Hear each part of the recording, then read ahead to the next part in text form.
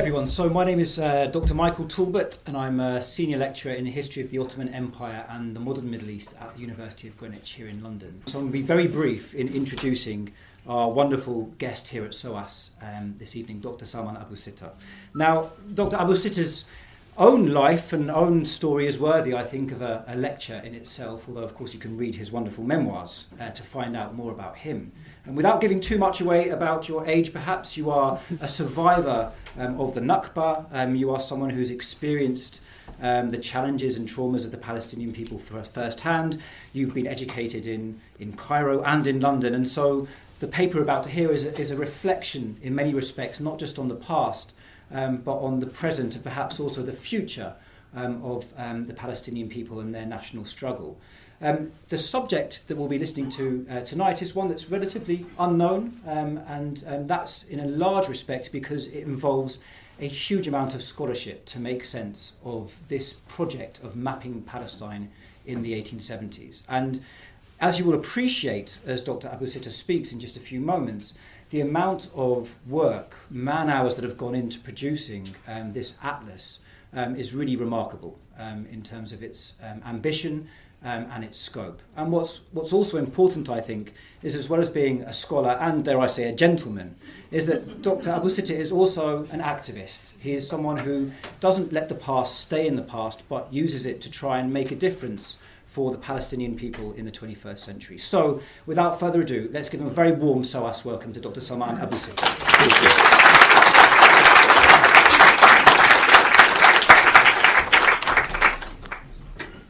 Thank you very much, Dr. Talbot.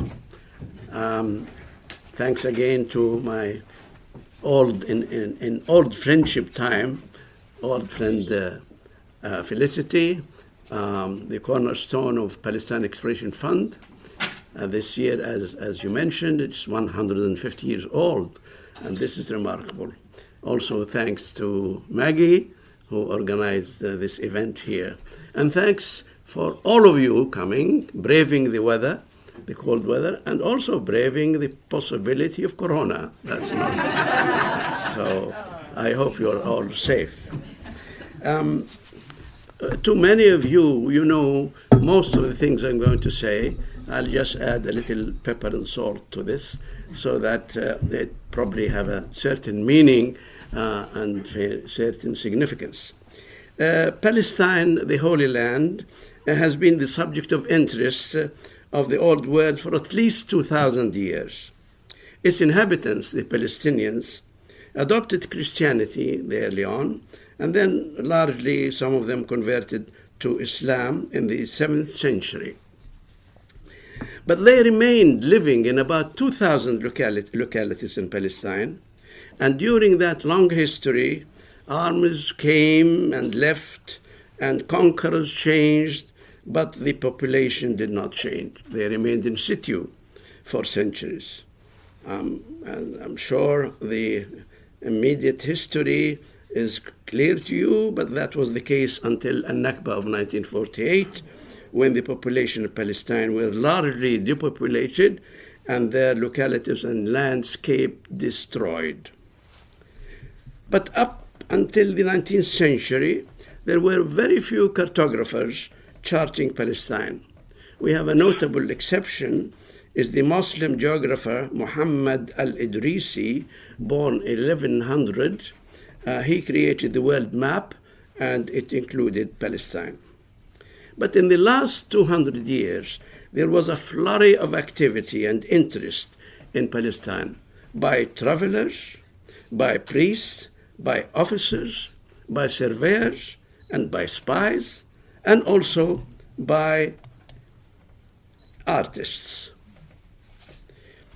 The opening salvo for European interest in Palestine was delivered by Napoleon Bonaparte in his expedition to Egypt and Palestine in 1798. His 150 savants or scientists produced the voluminous La Description de l'Égypte, which was a wonderful documentation of all aspects of life in Egypt. But he had one officer who accompanied him to Palestine, His name is Colonel Jacotin. Jacotin has been adventurous and creative, and he produced for us the first scientifically charted map of Palestine. But he followed the army in the coast, so it wasn't complete. The French survey of Egypt was the envy of Europe. And as usual, many people tried to imitate it. The Germans were not far behind. By the mid-19th century, maps of Palestine by Kiepert and Van der Velde were very well known in Europe, and they were fairly accurate. But opening the Suez Canal in 1869, which is essentially a French project, that increased the appetite of the British Empire to do the same, or for competition, which is very common, of course, as you know. When PEF was formed in 1865, they sent a survey mission to Sinai, near the Suez Canal, ostensibly to study the Exodus route, but actually they were trying to find out about the Suez Canal. But PEF sent another mission to Jerusalem in 1867. The survey of Western Palestine, as many of you know, was carried out in Palestine from 1871 to 1877. A long time, 6 years. They took the material they created in Palestine to London, and they worked on them for another 4 years, till finally the product is called Great Map was produced in 1888. Now, the area covered by PEF survey started from Litani River in Lebanon and down to Gaza Wadi Gaza in southern Palestine. So it covered only 15,640 square kilometers, which is today about, in relation to Palestine mandate period in the 20th century, it covered only 56% of Palestine. But we added to the atlas I'm presenting to you today the maps by Shoemaker, who produced in 1886 a map extending it from Gaza to the middle of Sinai. So I'm sure many of you know about PEF and about survey. I don't want to repeat it here, but my presentation today about our new atlas is based on the maps of the survey, its accuracy, its content, that's correct, in what way, and so on. So for almost 30 years, when I first got hold of the maps memoirs, I was fascinated by the detailed record of my country, Palestine. Here it was, a living history museum, beautiful landscape, varied terrain from sea to mountain to river, thousands of names of localities, places and features of all variety. Every stone speaks, every flower, every bird has a different color. Every place is a witness to history. Sad, wonderful, wonderful documentation. But of course, the happy story came to an end.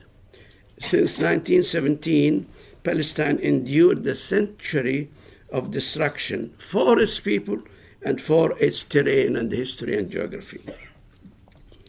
I ask you, and asked myself a long time ago, is it worth recovering this erased record?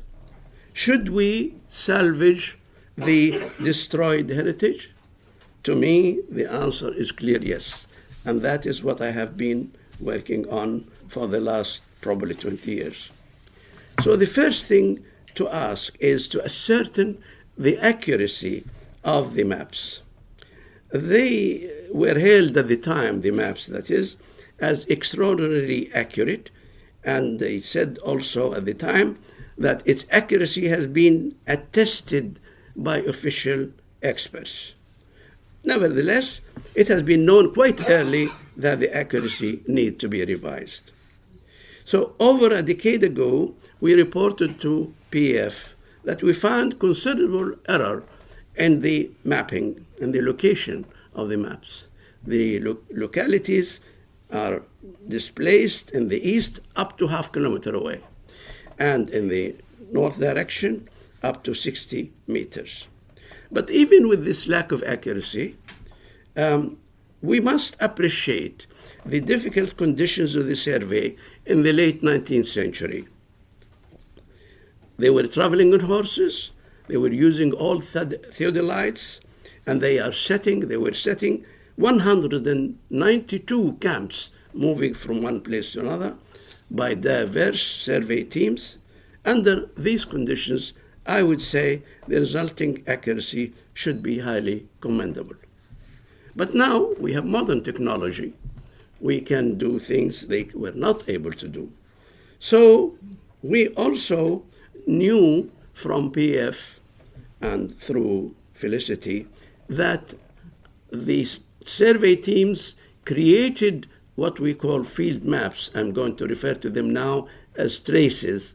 These traces, survey teams brought them to London, and from that they created the Great Map, what they call Great Map. So if we compare the original material brought from Palestine to the Great Map, that was the subject of our study. To do that, there are many things we can do, but at least the amount of accuracy we can ascertain by, we tried several methods. One of them is to compare a point given by the PEF survey in the 19th century to the same point which was recorded in Survey of Palestine and the Mandate of Palestine, which we refer to in our Atlas of Palestine. So we have two sets of data. One is the Great Map produced in London, and the modern Atlas of Palestine, which we have in the 20th century. And we then just selected points of which there is no dispute, like the triangulation points they have used and the triangulation points later. Also, there were, in Palestine, as you know, there are many holy sites, and they have domes, and then we compared this and that. So we compared these points up to 313 points. I'm going to select one sheet for you to see how we ascertain the accuracy of that. Here is the map of Palestine, a PEF survey. The brown one is in Lebanon, and the rest is in Palestine. The bottom one to the left is Shoemaker map. But now here is a map which shows you the survey, PEF survey, and we selected points to compare with.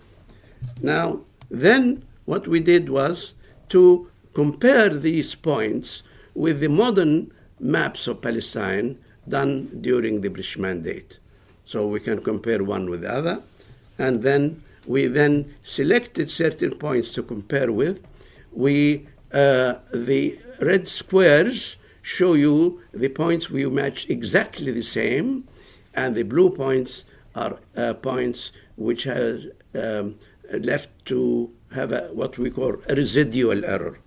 In the end, we have a very careful analysis of these points. The errors have been reduced a great deal, and then they are fairly distributed over the area. So we have confidence in the results we have. I mentioned that a moment ago, we have traces. The traces, again, I remind you, they are the maps brought back by Kitchener and Conder from Palestine, and from which they created in London the Great Map. And they are wonderful. These traces have great details. This one is for acre. It's a great detail, beautiful. The problem with these traces, when they took them back to England, they don't know where they are in the globe. You know, we have a globe. The globe is like an orange. And in order to describe the orange on a sheet of paper, you have to flatten it. This is called projection. They don't know how to do the projection, so they did their best. But we also assembled these traces for the first time thanks to you, Felicity, she opened boxes for us closed for 150 years. And we got all these traces, meaning field maps, assembled them, and obviously we covered the whole area of Palestine, of the whole area. And there are black dots which we could not find, but that's not a problem. Then in London, we found another thing.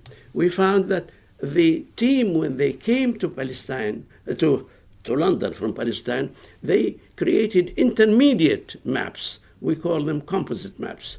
They were experimenting with the material they brought from Palestine and created composite maps, halfway maps, and then in the end, they produced the final called Great Map.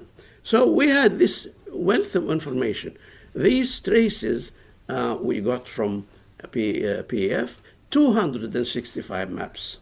And they have field reports, they wrote what they found, they have names and so on. All the books which Kitchener and Condor brought back to England were at our disposal to study. Now, here map is done by them, showing the areas they covered at various years in 1871.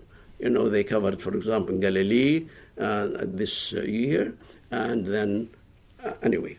So this is the map they produced, telling us which areas they surveyed at a certain year during that period. Well, now we are going to go 150 years ahead to today. And so we created our new atlas of Palestine based on this information. We divided it into, we have a scale which is much larger, 25,000. I don't want to bore you about details, but we have it now, instead of 26 sheets, we have it in 500 pages, of course, of a different size. So this is a summary of what this new atlas is. Tells you the size, the scale, tells you the area covered, it tells you what we have added. On the right side here on the slide, you see what we have added. First, every single historical and religious site has been marked by a symbol. And then we also marked water resources, historical resources, and so on. We also did a lot of work correcting the names in both Arabic and English. But we also added, in the terrain, the old maps, the great maps, they say when they have a hill, they just had something. We have from NASA the terrain as done accurately. So we added the topography of the maps by the new technology, and therefore the shading of the mountains and the rivers and so on is according to NASA terrain. It's called DTM.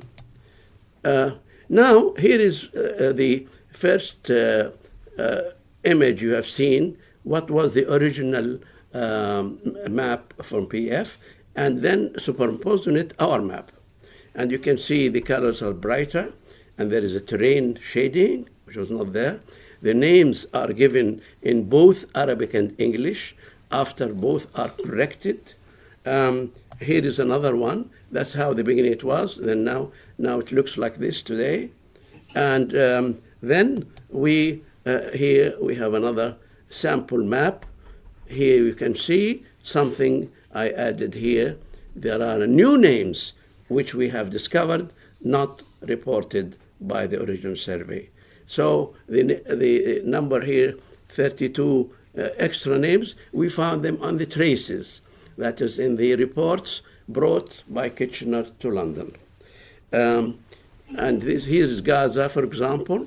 And then you can see we found extra names from that. Okay. Now, I'll just ask for your indulgence to give you a little taste of the difference between these maps. The first maps you see here is what Kitchener and Condor brought to London.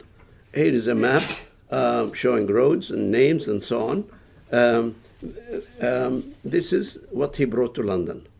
Then somebody here in London was experimenting with these maps. Maybe the name is not right. Maybe the location is not this. So they created composite sheets. Here we show for the same location. Now, slightly different. They are adjusting here Kafir Sum, and it was written Zum. And so the final sheet printed in London is this one. That's how it's printed.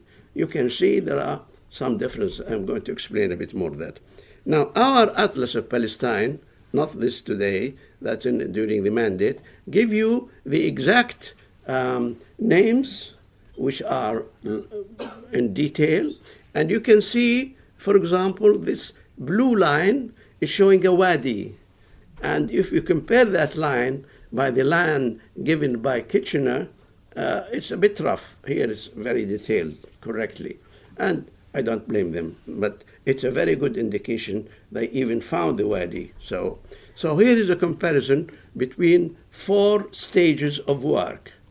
The first one brought to us by Conder and Kitchener to London. Second one is their experimentation, what to do with it. The third one is the PEF survey as published. And the fourth one is the modern atlas for the same location. And to do that, when we experimented with these slides, you can see the top one is a trace for one location. At the bottom, this is how it was published. They have missed one line. There was a road there. They forgot to add it in the finished line. So there is a slight difference. There is also another case. Here you can see the wadi. These are 2 maps superimposed on each other. One is the trace as came from Palestine, and the other one is the final atlas. You can see the wadis at the bottom have not been reproduced. But these are understandable situations here. In the end, we ended up with about 13,000 names, but the survey only recorded 9,000 names. So we have an extra 4,000 names, and some of them are obtained from traces or composite maps. When I say Palmer book, that was the official list of names given by Cambridge professor of Arabic, E.H. Palmer. We'll speak about Palmer in a moment. So this is in terms of the contribution we have made. Of course, I have not mentioned here today, only the other day we mentioned it, how we corrected the names in English and Arabic. Then let us make a commentary on this marvelous survey done 150 years ago. The first question we ask, how much did the survey done in 1870 complied with the terms of with the terms of its mission? Its mission, when they are given this task to do, they told them, we need you to do archaeology, especially Jerusalem. They told them also, you have to tell us about the manners and customs of the people of the land. And they said also, we want to know about topography, we want to know about geology of Palestine, and we want to know about natural sciences, botany, zoology, meteorology. Quick remark, there is no question that the information collected in the maps and in the memoirs about these topics are very impressive, very impressive. This applies especially to the topography. Of course, Jerusalem was on top of the list. Their maps about Palestine have stood the test of many years until even the Second World War. Nobody could change a word of the Jerusalem map. On archaeology, it's a bit tricky because archaeology required verification by excavation in the ground to see that what you think it is can actually be measured and seen. So it wasn't up to scratch. Identification of sites in relation to the Bible was a bit haphazard and more of a wishful thinking than scholarly judgment. This is not my view. It's the view of Wilson, the general editor of the memoirs. He said, Lieutenant Conder's exuberance leads him occasionally into remarks which are scarcely worthy of this publication. Anyway, you can't blame him. He tried his best. But on Palestine's fauna and flora, the record is unequaled. It's a beautiful record. We are indebted to Canon Henry Baker Tristram for his work. He produced a wonderful volume about the fauna and flora of Palestine. And he left us a beautiful rendering. I give you an example of his rendering. This is a bird in Palestine. A bird. We'll speak about this bird. It's called sunbird. But we Palestinians are so grateful to Canon Tristram because when the settlers came to our country, they claimed this bird to be theirs. You expect they brought it from Russia or Poland, but it's a Palestine bird. There was a lot of quarrel in international arena. What is the national bird of Palestine? Luckily, in the year 2015, the international authorities recognized this bird as Palestine's national bird. So we are grateful to Tristram because this bird escaped Israeli occupation. But I assume now we should be at liberty to judge PEF Survey by our state of knowledge and by our accepted standard of humanity. Should we do that? This is, of course, a limitation. You cannot really compare what people thought, 150 years ago by what we think today. But it is useful to examine the case whether the knowledge gained in the 19th century had shaped our present and future for good or for bad. Did it really improve our world, or did it actually made us pay a price for it? We'll try to answer this question. The first observation I can make as a Palestinian is the spirit behind the survey. The spirit, as observed, was deeply influenced by the Crusaders, who departed from Palestine 7 centuries ago. It looks as though the memory lingers on, at least in the minds of the Victorian surveyors. So why do I say that? Because the opening page of the memoirs was adorned with the image of a Crusader soldier. That's the first image in the memoir. It was not only an image, you could say it's a nice artistic image, but the PEF memoirs were full of details about Crusaders' ruins, dates, description of derelict place names. The minute search was not necessarily related to the Bible, which is the object of the study, but it was related to the Crusades' failing adventure to conquer Palestine. It was about reviving the dead objects and the dead memories.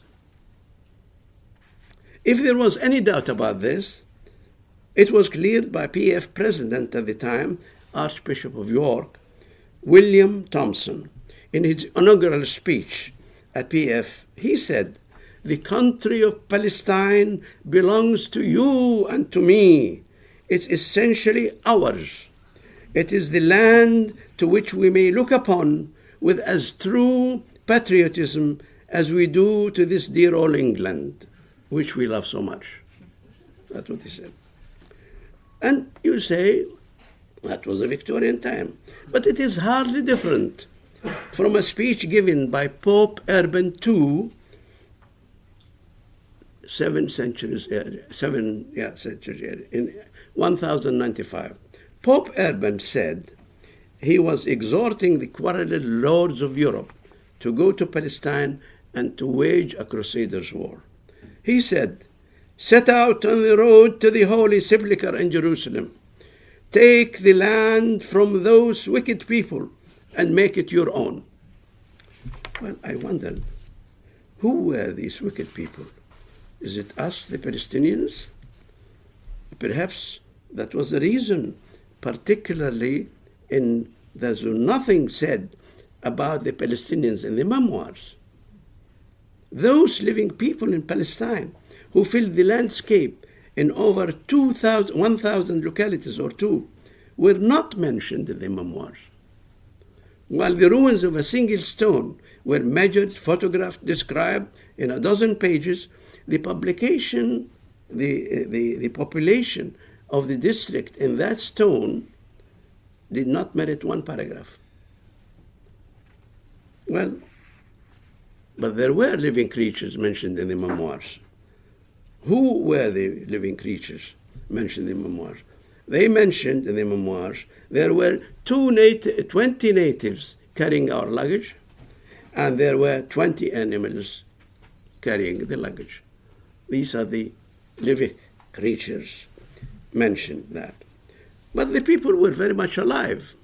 In July 1875, Condor and Kitchener pitched their tents near Safed and started surveying the people of Safed when they got suspicious. Who are these foreigners coming surveying our land, charting our land? They could be crusaders coming back.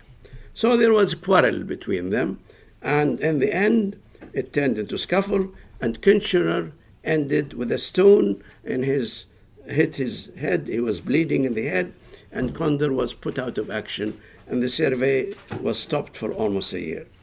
So there were some kind of reaction to that. But then we come to the story, interesting or sad if you like, about somebody in the survey. Under the Arabic nomenclature, the memoirs mentioned that the collection and writing of Arabic names was carried out by an Arab scribe. That's the word, Arab scribe, or a native scribe. So I was curious about this man. Who is this man who collected the Arabic names of the survey? I saw and scanned many of these name books in your archives, and I looked at the name. The Arabic names are very well written. Of course, the English names are added by the English surveyor after this native scribe put the Arabic names. His writing is very nice. Then I was really concerned. I really wanted to know more about him. I searched for him everywhere, and I found a thesis about him in Damascus University, and I found actually a copy of his manuscripts in Jordan.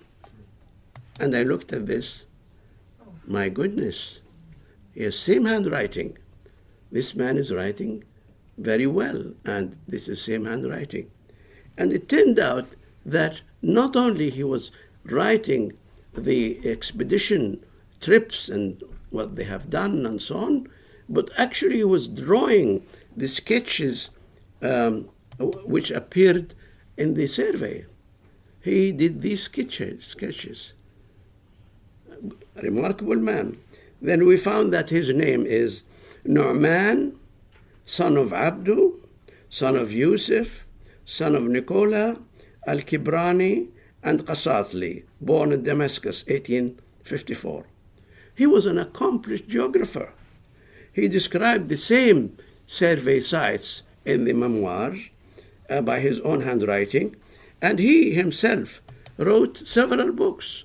This is one of them, about the survey, where he went with Condor and Kitchener in Jerusalem, in Al-Khalil, Hebron, and in Damascus. And he was an accomplished, actually, he has many talents. He was a novelist and a poet. And he, in the end of his life, he became a successful businessman. So I just thought, is that enough recognition for the native scribe? Native scribe deserves no mention. But we cannot really judge these things now, but at least we know them. In a brighter note, the biblical study has a great benefit for the Christian history of Palestine. Thanks to PEF, we know of the Palestinian Byzantine bishop, Eusebius, who was living in Caesarea. He wrote a book in the year 313 only 3 digits, 313, 300 years after Christ. And in this book, he mentioned the names of localities in Palestine and the distance between them to help the pilgrims who were going to Jerusalem. Now, thanks to PEF, they translated this work from Greek and Latin to English. We took that book and we listed the names of localities which he mentioned and compared them with our modern Atlas of Palestine. Is there any similarity? Is there any recognition of the location? This is what we found. We were able to locate 139 village names and 50 place names from 17 centuries earlier with our modern Atlas of Palestine. And the names are very much the same, and they could be sometimes slightly phonetically different, but basically they are same. One remarkable about this picture, this map, is that Jesus Christ could have actually walked in these streets. Very likely he had walked in these. But their record is kept for 17 centuries.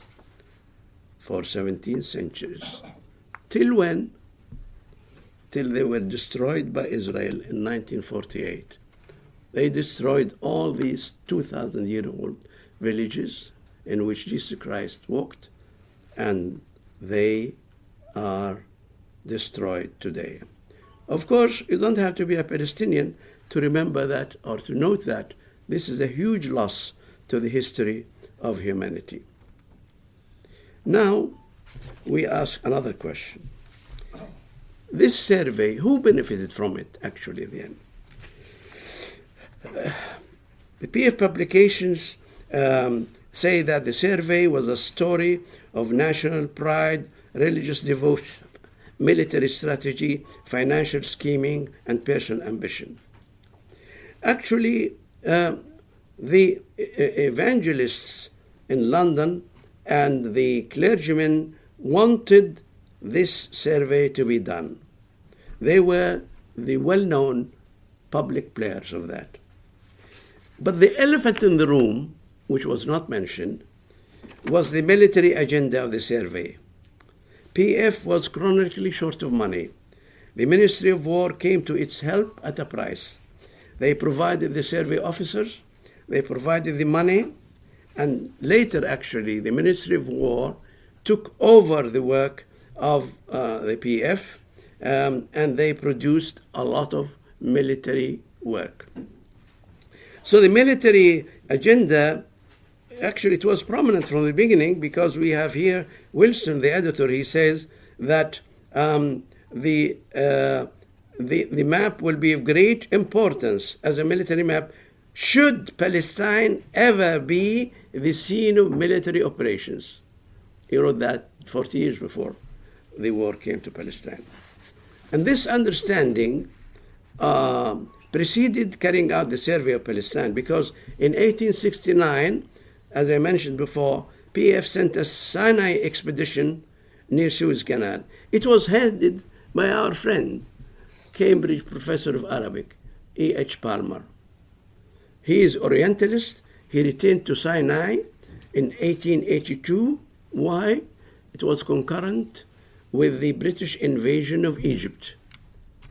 Due to his knowledge of Arabic and of Sinai tribal sheikhs, he was tasked with the mission to gain the sheikh's support for the British invasion of Palestine.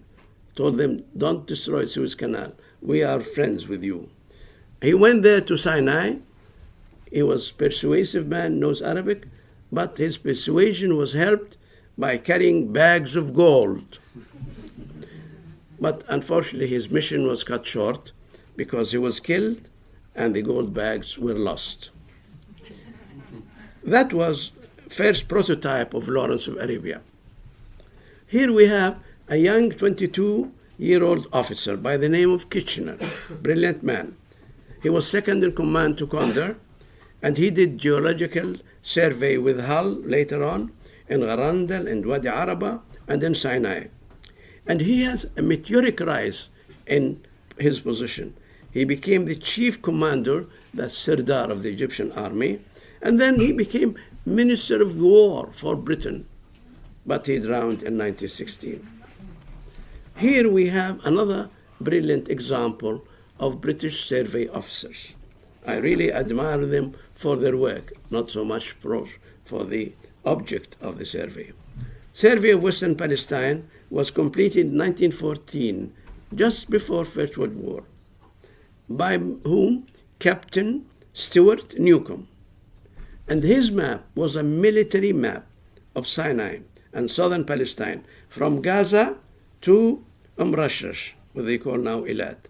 It was so detailed that the roads were marked whether they are suitable for vehicles or animals to go. Also, he listed all the wells, whether the water there is potable or not. But this brilliant man, this survey officer, in 1914 was southern Palestine. Lo and behold, suddenly he pops up in the north of Palestine 9 years later. What is he doing in north of Palestine? He was charting the boundary between the British-mandated Palestine and the French-mandated Lebanon. So he is a very useful man. A famous T. Lawrence of Arabia started his military career with intelligence operation named In Pursuit of Wilderness of Zin. Then he went on to carry the famous adventures in Jordan as the uncrowned king of Arabia. His main achievement was the destruction of the Hijaz railway line, built to carry pilgrims from Damascus to Medina and financed by donations from Muslims around the world. Shoemaker, the one I showed his map at the bottom of my page, was also working for PEF. He was residing in Haifa, and he reported on the Hijaz railway plans, and he charted a detailed map of the Golan Heights. So all PEF work was made it easy for Allenby to conquer Palestine in 1917. All the battle maps of Allenby has been based to a large extent on PEF maps. Here is one map. Here is PEF map of Gaza, which was under attack in 1917. And here is the military map, which was created to bombard Gaza. They bombarded Gaza, the British, so many times, and they failed twice to conquer. They were defeated twice at the gates of Gaza. Gaza seemed to have a long history of resistance. Now they tried third time. But instead of attacking Gaza directly, they made a route, a detour route, go east to Beersheba to attack it from an unexpected source. While they were attacking Gaza and failed, they resorted to something you today will find abhorrent. They bombed Gaza 1,400 bombs with poison gas. Here is the British training for the poison gas. And even with these 400 canisters of poison gas in Gaza, they could not take it. So, again, as I said, they thought of another way. Going east, pretending you'll attack Gaza third time, going east and then attacking Beersheba from the east. Where they started here, in my land. This is a Allenby map called Third Battle, and if you look carefully, you will see that it says Abu Sitta. My mother was a witness to this trip, these troops coming from my land, going east to Beersheba to attack it. This is a life story, family story, right? And they reached Gaza, Beersheba, on the 31st of October, 1917. On Wednesday at 6:30 p.m., they broke the defenses of Beersheba and conquered Beersheba. It was the first British military victory in this. They failed in Gallipoli in Turkey. They failed in Iraq, in Al-Qut. And for them, in 1917, that was the first victory to get Beersheba. So what happened? What did they do with this victory? As I said, they did that 31st of October at night. In the morning, LMP sent a letter, a telegram, of course, to London, saying, it was 1st of November, we took Beersheba, Jerusalem will be your Christmas present. Balfour received that letter in his office.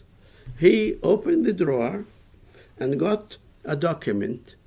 He already agreed secretly with the European Jewish leaders, and he declared Balfour Declaration on 2nd of November. And for 100 years from that date, the area has not seen any peace. It was always bloodshed. Always bloodshed. We then have another question. What happened to Palestine from that date?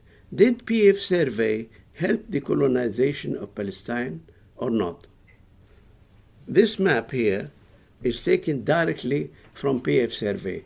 All the black dots you have show places mentioned in the survey. All these places are named catalogs. The 13,000 names are shown here. You will notice something about this map. You see the hilly areas of Palestine, which today they call it the West Bank, is densely populated. Galilee in the north is also densely populated. But you see in the coastline, there are a bit of white areas, a little spacing between the villages. And that is where the settlers, now shown in blue, came to Palestine. They came to the shores of Palestine and built settlements there, mostly under the British protection, and some of them came actually in smuggler ships at night. They're not all legal immigrants. So they filled that spaces, and I now enlarge that piece. The black dots are Palestinian localities. The blue square in the end is Jaffa, and these little settlements, they are shown here dots, but they are very small. There was a suburb of Jaffa called Tel Aviv. It was built as a suburb of Tel Aviv, and now you know what it is. So this colonization has been based on this. They made use of it. But actually, the greater part of the colonization took during the British Mandate. Then, after 1948, it took big proportions, taking over 80% of Palestine. Here is a map which is very significant and very, very rarely shown to you. This shows the situation in 6 months, from 1st of April 1948 till the date Israel was announced on 14th of May. All the red areas show you the Zionist invasion of Palestine. I say the Zionist invasion of Palestine. It was done by 120,000 soldiers, mostly veterans from World War II. They were organized in 9 brigades, and they were covering all areas of Palestine. They had 31 military operations to take over. And in the end, these villages in this area, there were 220 villages, became refugees before the British left Palestine and before Israel was formed. So this has taken place. All the blue dots are villages which have been depopulated. Now, what is the end of this period, the 6 weeks period? The end was 14 May 1948. Two things happened on that date.